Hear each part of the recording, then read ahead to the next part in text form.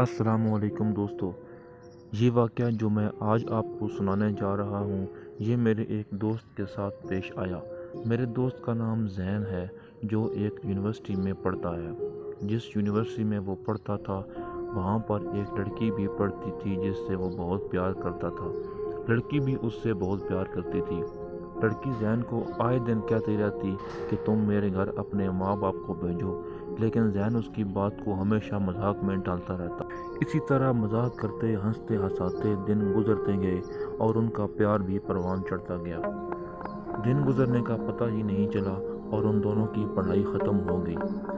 उनकी पढ़ाई ख़त्म होते ही ज़ैन ने अपने माँ बाप को उसके घर रिश्ता लेकर भेजा। अब चूंकि लड़की ने भी अपने घर में ज़ैन के बारे में बताया हुआ था, इसीलिए उसके माँ बाप ने रिश्ते से इनकार नहीं किया और फ़ौरन हाँ कर दी। ये सुनकर लड़की और ज़ैन दोनों बहुत खुश थे। अब जल्द ही उन दोनों की शादी हो गई और वो खुश खुरम रहने लगे। ज़ैन की बीवी को हिल स्टेशन वगैरह पर जाने का बहुत शौक़ था, इसलिए वो ज़ैन से अक्सर कहती रहती थी कि वो उसे किसी हिल स्टेशन वगैरह पर सैर करवाने के लिए ले जाए। लेकिन चूंकि ज़ैन को काम से फुर्सत नहीं होती थी, इसीलिए वो अपनी बीवी की ये ख्वाहिश पूरी नहीं कर पाता था। एक दिन ज़ैन को अपने काम से एक हफ्ते की छुट्टियां हो गई और वो खुश खुश घर आया और अपनी बीवी से कहा कि तुम हमेशा मुझे कहती रहती हो कि तुम्हें घुमाने के लिए लेकर जाऊं, लेकिन मैं काम में मसरूफ़ होता था। लेकिन अब मुझे एक हफ्ते की छुट्टियां हो गई हैं, लिहाजा तुम तैयारी करो, हम कल ही किसी हिल स्टेशन पर घूमने के लिए जाएंगे।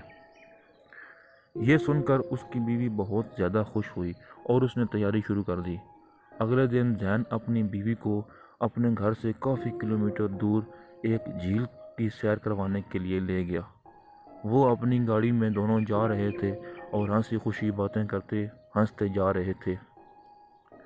सफ़र का पता ही नहीं चल रहा था, क्योंकि वो झील बहुत ज़्यादा दूर थी, इसीलिए रास्ते में उनको शाम होने लगी। फिर अचानक एक वीरान जगह पर उनकी गाड़ी बंद पड़ गई। वो बहुत परेशान हुए, क्योंकि एक तो शाम का वक्त हो रहा था और ऊपर से जगह भी वीरान थी जहाँ पर गाड़ी बंद हुई थी।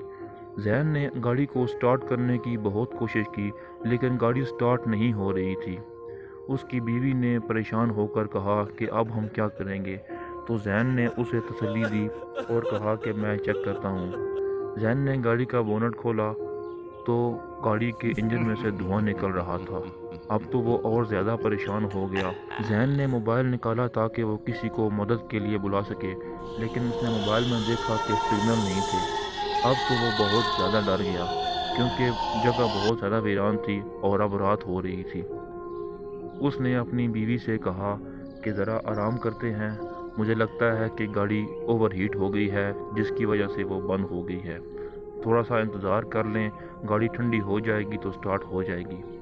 अब वो दोनों सोच रहे थे कि क्या करें। उन्होंने देखा कि जिस जगह पर गाड़ी ख़राब हुई है, वहाँ से थोड़ा सा हट कर रास्ता एक जंगल को जाता है। उन्होंने कहा कि यहाँ से नीचे उतरकर जंगल में किसी दरख्त के नीचे लेटते हैं। जब वो उस रास्ते पर चल पड़े और एक दरख्त के नीचे बैठकर इंतज़ार करने लगे। अब रात का अंधेरा फैल चुका था। अब ज़ैन ने बीवी से कहा कि चलें अब गाड़ी को ज़रा चेक करते हैं। अभी वो ये बातें कर ही रहे थे कि जंगल के अंदर से उन्हें किसी बच्चे के रोने की आवाज़ आई। वो बहुत ज़्यादा हैरान हुए कि जंगल में इस वक्त एक बच्चा क्या कर रहा है। उन्होंने ना चाहते हुए भी उस तरफ कदम बढ़ा दिए जहाँ से बच्चे के रोने की आवाज़ आ रही थी। उस आवाज़ का पीछा करते करते वो एक बिल्डिंग तक पहुँच गए।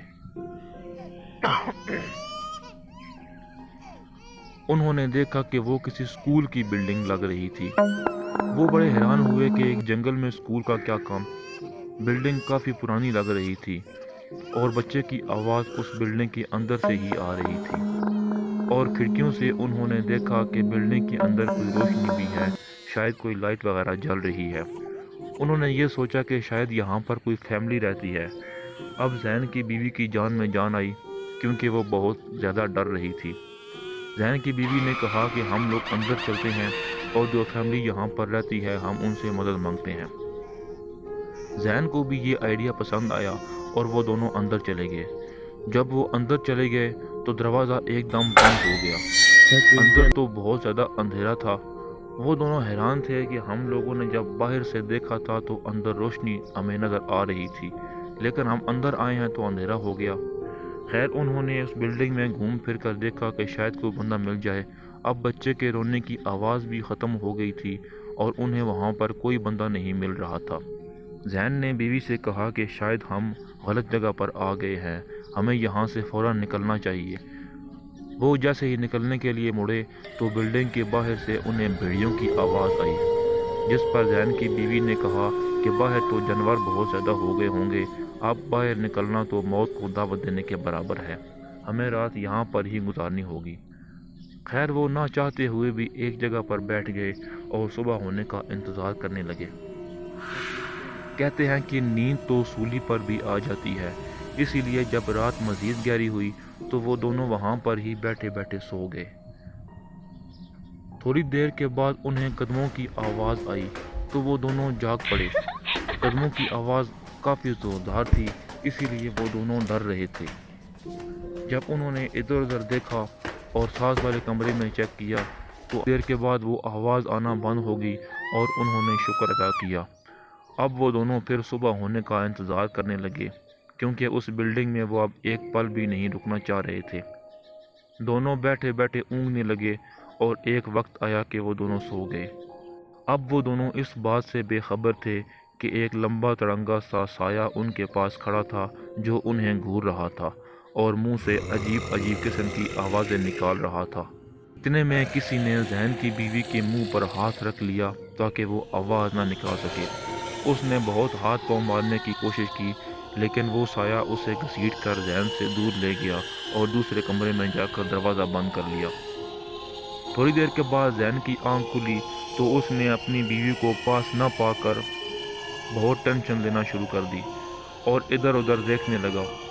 تھوڑی دیر کے بعد اس نے کھڑکی میں سے دیکھا کہ اس کی بیوی کرسی پر بندھی ہوئی ہے اور اس کے منہ پر ٹیپ لگی ہوئی ہے، لیکن یہ دیکھ کر وہ اور بھی زیادہ ڈر گیا کہ اس کے سامنے ایک آدم خور کھڑا ہے جو اپنی چھری کو تیز کر رہا ہے، شاید وہ اس کی بیوی کو ذبح کرنے والا ہے۔ یہ سوچ کر وہ بہت زیادہ ڈر گیا اور پریشان ہو گیا۔ وہ دل ہی دل میں اللہ سے دعا کرنے لگا۔ تھوڑی دیر کے بعد وہ آدم خور چھری کو وہاں رکھ کر کمرے سے باہر کسی کام سے نکل گیا۔ اب زین کے پاس یہی موقع تھا۔ زین جلدی سے کمرے کے اندر گیا اور چھری سے رسیاں کاٹنے لگا۔ اب زین کو اس آدم خور کے آنے کی آواز آ رہی تھی۔ زین نے جلدی جلدی ہاتھ چلانا شروع کر دیے۔ جیسے ہی اس نے رسیاں کھولی اور وہ دونوں بھاگنے لگے تو وہ آدم خور کمرے کے اندر آ گیا اور اس نے ان دونوں کو دیکھ لیا۔ اب انہوں نے آؤ دیکھا نہ تو اور بھاگنا شروع کر دیا۔ وہ آدم خور بھی ان کے پیچھے بھاگنے لگا۔ یہ دیکھ کر انہوں نے اپنی سپیڈ اور تیز کر لی اور بھاگتے بھاگتے اس بلڈنگ سے باہر آ گئے۔ باہر آ کر انہوں نے پیچھے دیکھا تو وہ آدم خور ابھی بھی ان کے پیچھے بھاگ رہا تھا۔ انہیں اب اپنی موت صاف نظر آ رہی تھی۔ وہ بھاگتے بھاگتے جنگل سے باہر نکل آئے اور اپنی گاڑی میں بیٹھ کر گاڑی سٹارٹ کرنے لگے۔ وہ آدم خور بھی بھاگتا بھاگتا ان کے پیچھے آ گیا اور ان کی گاڑی کے آگے کھڑا ہو گیا۔ زین نے گاڑی سٹارٹ کرنے کی کوشش بہت کی لیکن گاڑی سٹارٹ نہیں ہو رہی تھی۔ اب وہ آدم خور ان کی طرف بڑھنے لگا۔ اب ان دونوں کو اپنی موت صاف نظر آ رہی تھی کیونکہ وہ دونوں وہاں سے اب بھاگ نہیں سکتے تھے۔ زین نے اللہ کا نام لے کر گاڑی پھر سٹارٹ کرنے کی کوشش کی تو گاڑی سٹارٹ ہو گئی۔ وہ دونوں بہت خوش ہوئے۔ زین نے جلدی سے گاڑی کو گیئر لگا کر اس کو آدم خور کے اوپر چڑھا دیا، جس سے آدم خور اس گاڑی کے نیچے آ کر بری طرح سے زخمی ہو گیا۔ اب انہوں نے گاڑی کا رخ اپنے گھر کی طرف کر لیا اور آئندہ کبھی بھی ایسے ایڈونچر پر جانے سے توبہ کر لی۔ آج بھی جب زین کو وہ واقعہ یاد آتا ہے تو خوف سے اس کے رونگٹے کھڑے ہو جاتے ہیں اور وہ یہ سوچتا ہے کہ اگر اس رات کار سٹارٹ نہ ہوتی تو آج شاید وہ لوگ زندہ نہیں ہوتے۔ تو دوستو آپ کو آج کی کہانی کیسی لگی کمنٹ کر کے بتائیے۔ اچھی لگی تو ویڈیو کو لائک کریں۔ مزید ایسی کہانیوں کے لیے میرا چینل سبسکرائب کریں۔ میں ملتا ہوں آپ سے نیکسٹ ویڈیو میں، تب تک کے لیے اللہ حافظ۔